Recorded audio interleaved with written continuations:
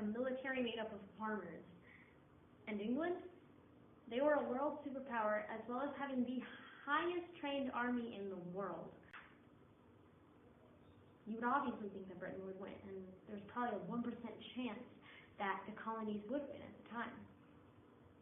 But we fought the odds, because we had something that England did not necessarily have, and that would be pure determination and the desperation for freedom. Hi, my name is Brooke Flawn. I am a student at Franklin Academy, and I am going to tell you about what caused the Revolutionary War. The Pilgrims landed at Plymouth Rock in 1620 and at the time were loyal British subjects. As they built the colonies, the British government provided them with support. As the colonies expanded and the economy grew, the colonies began to realize that they could live and govern on their own. King George III was opposed to the independence of the colonies, and he sent soldiers to the colonies to collect taxes and ensure British rule. The colonies had to pay England, but had no right to participate in English government. This is called taxation without representation, and it's not fair. Next, the colonies became increasingly independent and fought back against English oppression. The first battle of the Revolutionary War occurred at Lexington and Concord, Massachusetts, in April 1775.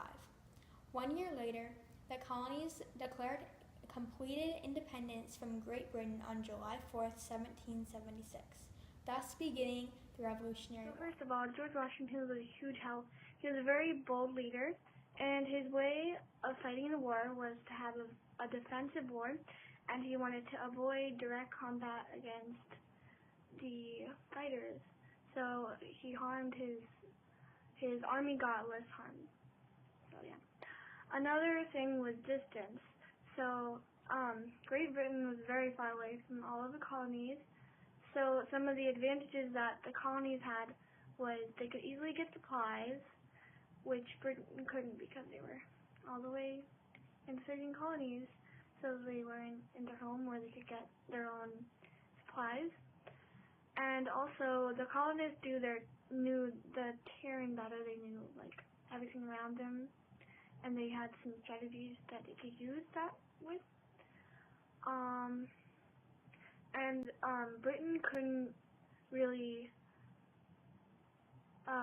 communicate well with their armies who were in America, so that's a big help for the colonists.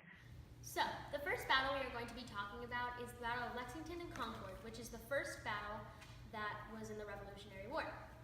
This battle began on April 19, 1775. Now, there was no winner to this battle, particularly because England and America both had about the same wounded and missing as well as deaths.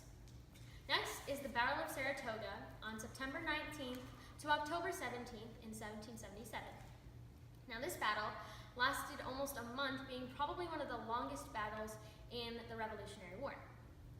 Now, the Battle of Monmouth. This was in June 28, 1778. The Battle of Monmouth had, again, no consensus over who won, but in the long term, America won. Now, the last battle of them all was the Battle of Yorktown, which concluded the Revolutionary War. This was on October 19, 1781. Both the British and the colonists had their wins and their losses.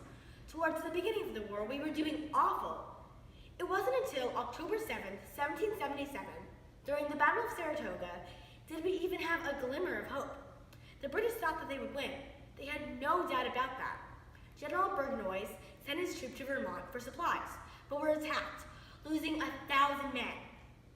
This caused the Native Americans to leave, dwindling the numbers of the British even more. While the colonists were partying, the British were doing that, not the colonists. They were strategizing.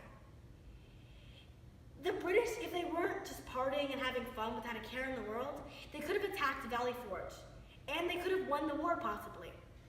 The British were granted free passage from the colonists, which is basically where they could go home safely without any harm, but they weren't allowed to re-enter the war. On February 6th, the colonists made their alliance with the French.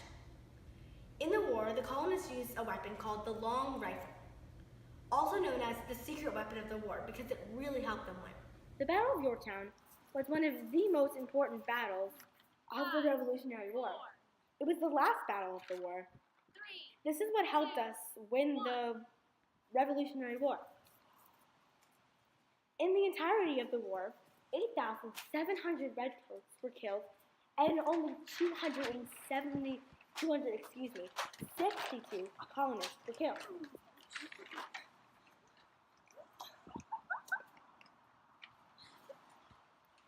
During the Revolutionary War, in the Battle of Yorktown, the redcoats, they were surrounded by the colonists, and they had only one choice, to surrender.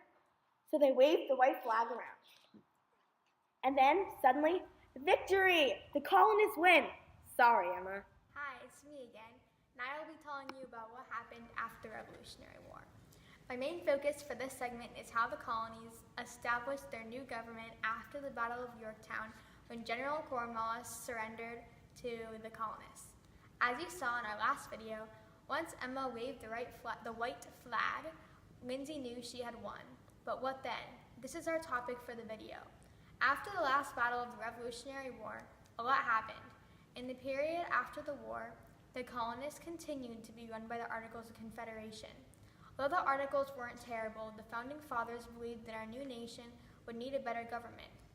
In Philadelphia in the summer of 1787, the colonists held a constitutional convention, a meeting to discuss the writing of the Constitution.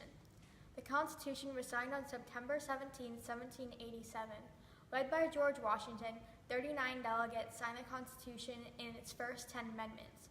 George Washington, a former general and delegate from Virginia, emerged as our first president under this new Constitution.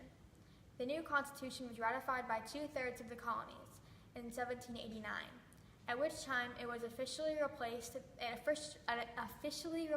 Articles of Confederation. The Constitution has been amended 27 times, most recently in the summer of 1992. The Constitution remains the law of the land to this very day, 229 years after it was written.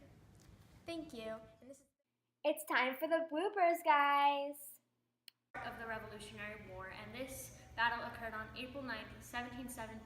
I have an intro. Both the British and the colonists had their wins and their losses. Don't put it over there because After